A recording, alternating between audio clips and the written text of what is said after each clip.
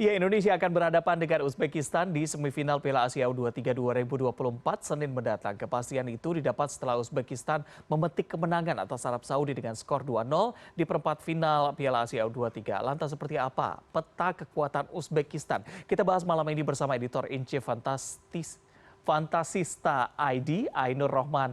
Pak Ainur, selamat malam. Selamat malam, Mas Reza. Iya, ini kita akan bahas nih, akan bertemu dengan Indonesia pada Senin nanti. Kira-kira bagaimana peta kekuatan dari Uzbekistan?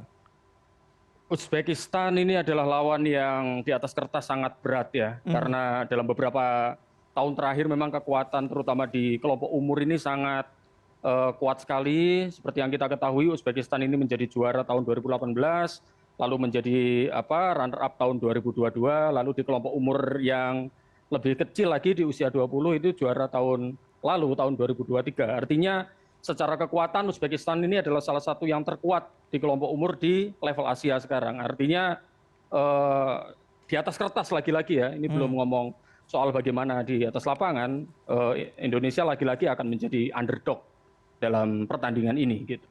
Oke, apa saja yang menjadi kekurangan dan juga kelebihan Uzbekistan? Uzbekistan ini diisi oleh para pemain-pemain yang berpengalaman ya di Eropa gitu. Yang tadi yang sempat disebutkan tadi, misalnya Abubasek Fasolayev dari CSKA Moskow, lalu Abdul Qadir Kusanov dari RC Lens di Liga Prancis, lalu yang mencetak gol juga di gawang Arab Saudi, Umar Ali Rahmon Aliyev dari Rubin Kazan, itu adalah pemain-pemain yang berpengalaman. Selain itu secara fisik, secara kekuatan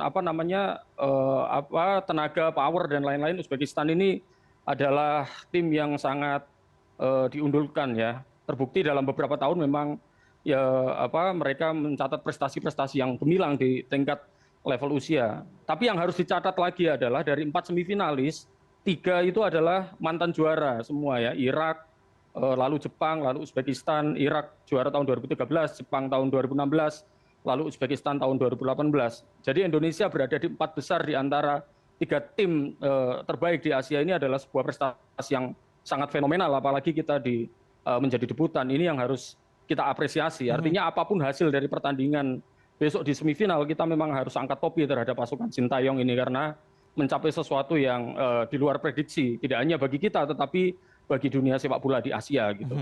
Begitu Mas Reza. Baik, tadi di atas kertas sepertinya kelebihan semua yang Anda sebutkan, tapi kekurangannya apa kira-kira? Kekurangannya tentu di level non teknis ya, kita nanti akan tahu. Sintayong sendiri ketika berbicara di konferensi pers gitu, berkali-kali dia ngomong entah itu kepada media di Korea sendiri, dia mengatakan bahwa salah satu, kita ngomong soal kelebihan Indonesia dulu ya, maksudnya yang nantinya akan menjadi salah satu faktor non teknis di pertandingan nanti adalah Sintayong melihat bahwa pendukung Indonesia gitu menjadi salah satu kekuatan. Itu memang faktor non teknis sekali, sesuatu yang di luar soal-soal di lapangan, tetapi bagi Sintayong ribuan pendukung yang hadir di di Doha itu menjadi semacam endorfin gitu bagi pasukannya dari pemainnya. Jadi semacam memiliki dorongan yang power bagi para pemain gitu. Jadi hal-hal seperti itulah yang meningkatkan semangat gitu di pemainnya sendiri. Artinya inilah juga salah satu faktor yang membuat kita mampu untuk menang melawan Australia, mampu menang secara telak melawan Yordania, lalu puncaknya adalah kita menang melawan Korea Selatan. Tentu saja banyak sekali yang harus kita apresiasi dari pasukan Sintayong ini. Kalau kita membaca komentar-komentar di media-media Korea Selatan, misalnya secara permainan Indonesia sudah tidak dianggap sebuah tim yang lemah lagi gitu, karena progresi permainannya, lalu taktiknya, lalu yang terutama sendiri adalah mentalitasnya gitu. Banyak orang yang mengatakan bahwa Sintayong itu telah berhasil untuk menghilangkan wabah inferiority kompleks dari tubuh para pemain Indonesia gitu. Artinya secara mentalitas, secara kekuatan pikiran, Indonesia ini sudah tidak takut lagi melawan siapapun gitu. Nah, ketika kemarin video-video yang beredar, Erick Thohir berbicara di ruang ganti bahwa satu kali lagi kita akan lolos ke Olimpiade, satu kemenangan lagi kita akan lolos ke Olimpiade, ada yang nyeletuk kalau nggak salah Ramadan Sananta 2 lagi gitu. Artinya 2 lagi menuju juara gitu. Setelah final juara. Artinya di sini ada sebuah optimisme yang luar biasa gitu, keyakinan yang luar biasa. Ini yang tidak terlihat dari tim-tim Indonesia yang sebelumnya gitu, di mana kadangkala kita melawan tim-tim yang sudah sangat mapan di level Asia seperti Australia, Yordania, bahkan Korea Selatan. Kadang kita sudah kalah sebelum bertanding, tapi hal yang seperti ini tidak kita lihat gitu. Makanya ini yang menjadi sebuah hal yang sangat luar biasa, menurut saya sangat fenomenal dan sangat harus diapresiasi atas kerja yang dilakukan oleh semua yang terlibat di sini, baik tim kepelatihan, pengurus maupun para pemain itu sendiri. Begitu Mas Reza. Oke, kalau kita bicara mengenai permainan, kira-kira permainan seperti apa yang nantinya bisa menguntungkan dari timnas U23?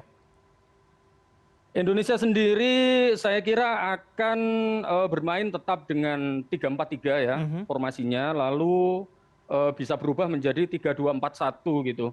Tetapi kemudian yang menjadi ketidakuntungan dari kita adalah Rafael Strike yang kemarin bermain sangat luar biasa melawan Korea Selatan, mencetak 2 gol melawan Korea Selatan, ini harus absen karena akumulasi kartu kuning. Ini menjadi sebuah kekurangan bagi Indonesia. Tetapi kita sendiri memang harus percaya dengan apa formula atau exit plan strategi dari yang dilakukan oleh Sintayong. Mungkin yang dipilih adalah Hoki Caraka sebagai pengganti dari Rafael Strike di lini depan, atau mungkin memilih Ramadan Sananta. Tetapi apapun itu kita yakin ya, karena 4 pemain di belakangnya atau bagaimana taktik dengan basis 3 back ini akan menciptakan sebuah skema di mana banyak sekali pemain yang bisa atau punya kapabilitas untuk mencetak gol. Dan itu juga terbukti ketika melawan Korea Selatan di semifinal. Kita memiliki peluang yang sangat banyak gitu ya. Secara tendangan kita lebih banyak, tendangan ke arah gawang kita lebih banyak daripada Korea Selatan. Tapi mungkin efisiensi dan efektivitas dari penyelesaian akhir itu yang perlu dipertajam lagi. Artinya kalau kita melihat apa yang ditampilkan oleh tim nasional Indonesia di 4 pertandingan di Piala Asia ini, apapun bisa terjadi gitu. Meskipun di atas kertas Uzbekistan memiliki keunggulan gitu, memiliki rekor yang lebih baik, 12 gol yang mereka cetak dalam 4 pertandingan dan kebobolan 0 gol gitu ya. Ya siapa tahu Indonesia bisa memecahkan itu seperti yang dilakukan Indonesia ketika memecahkan rekor Korea Selatan yang tidak pernah kebobolan. Sampai di pertandingan fase grup kita akan menjadi tim pertama yang membobol mereka. Mungkin semoga saja sih harapannya. Harapan kita bersama, harapan seluruh bangsa Indonesia adalah menjadi tim pertama yang menjebol gawang Uzbekistan, sekaligus masuk final, sekaligus untuk pertama kali sejak Olimpiade Melbourne tahun 1956 kita bisa main lagi di Olimpiade. Gitu, Mas. Iya, terlebih menjadi satu-satunya wakil dari Asia Tenggara yang bertahan sampai saat ini. Kalau kita bicara tadi ada sempat menyinggung soal tiket untuk menuju Olimpiade Paris 2024, kira-kira apa saja yang bisa dimanfaatkan supaya kita bisa minimal memegang tiket untuk berangkat ke Paris nantinya?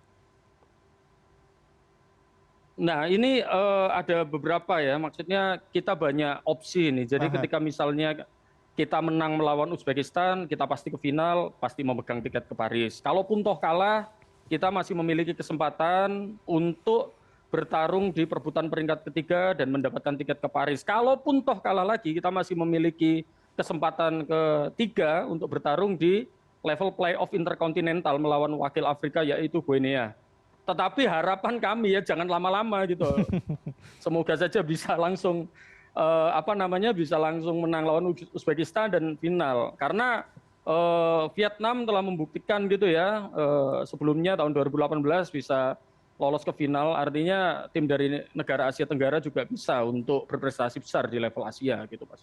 Semoga ini juga bisa diikuti oleh tim nasional Indonesia untuk kali ini. Gitu. Lagi-lagi karena bola itu bundar tidak bisa terlihat kemana arahnya begitu. Tapi kalau kita lihat atau kita bicarakan peluang begitu, seberapa besar peluang Indonesia untuk maju minimal menuju babak final dan juga menjadi juara? Untuk peluang memang di atas kertas ya sekali lagi. Ini kan soal analisis, soal track record, soal kemampuan di atas lapangan. Ya peluang kita harus realistis berat. Tetapi apapun bisa terjadi. Toh Indonesia sudah melampaui banyak sekali hasil-hasil yang di luar prediksi ya. Siapa yang menyangka kita bisa melawan Australia kita menang. Siapa yang menyangka kita bisa membantai Yordania dengan 4-1. Siapa yang menyangka kita bisa mengalahkan Korea lewat adu penalti dan menyingkirkan Korea untuk pertama kali, Mas. Korea Selatan ini sejak 40 tahun tidak masuk di Olimpiade. Kalau Mas Reza sempat membaca-baca media-media di Korea Selatan, mereka sangat marah, mereka sangat kecewa, mereka sangat terpukul dengan kekalahan atas Indonesia ini. Mereka mengatakan bahwa ini adalah salah satu fase terburuk atau fase tergelap dalam sejarah sepak bola Korea. Presiden KAF Federasi Sepak Bola Korea dituntut mundur, pelatihnya Hwang Sun-hong juga dituntut oleh mundur.